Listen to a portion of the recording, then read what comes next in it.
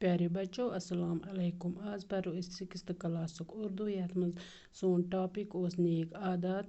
ये lesson complete करमत अमिक अड़ सवालात कर्मित पत की बाकी हना रूदमित तम करो इंशाल्लाह आज।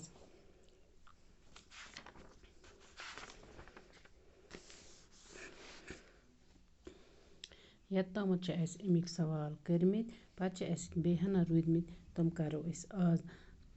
सवाल नंबर 3 वना अच्छी आदतों के बारे में चंद जुमले लिखे।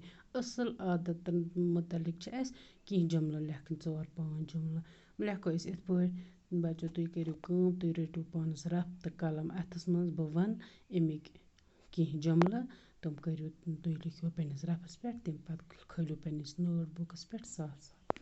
गोडनुक जुमल लेखो अत अमुक जवाब। अच्छी आदतों की वजह से इंसान को पहचाना जाता है। लिखो अत गोडनुक जुमला अच्छी आदतों की वजह से इंसान को पहचाना जाता है। पत लिखो दुयम जुमला इंसान की उम्र जितनी ज़्यादा होती है इतनी ही इसकी आदतें पख्ता हो जाती है। इंसान यीता उम्र बड़ बड़ गस यीता ज़्यादा गस तूता तम सज आदत ते पख्त गसान। पत लिखो त्रीम जुमला त्रीम जुमला लिखो अच्छी आदतों से फ़ायदे होते हैं। अमुक मतलब गो असल आदतों सत फ़ायदे असल आदत आसन तेल फ़ायदे इवान। पत लिखो चूरम जुमला असल आदत अत मज लिखन इंसान के अच्छे आदत या बुरे आदत सिर्फ इंसान तक महदूद नहीं रहते बल्कि औरों पर भी इसका असर पड़ता है।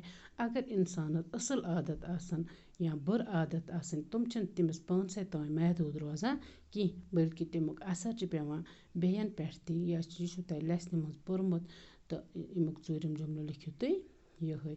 पत पाँचम जुमला बुरी आदतों की वजह से इंसान हमेशा नाकाम रहता है। अगर बुर आदत आसन तम सतन इंसान हमेशा नाकाम रोजान और अच्छी आदतों की वजह से इंसान अपनी ज़िंदगी में हमेशा कामयाब रहता है। अगर असल आदत आसन इंसानस अगर असल आदत आसन सह हमेशा पन्नी ज़िंदगी मज कामयाब रोजान। गई अत 5 जुमला अम पत अमुक ब्याक सवाल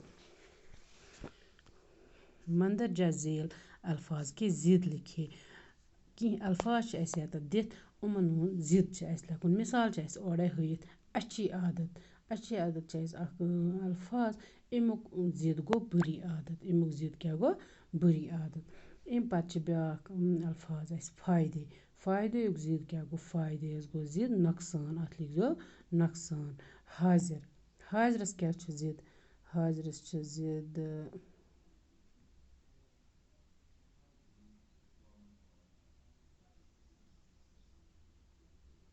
गैर हाजिर अमुक ज़िद गो गैर हाजिर।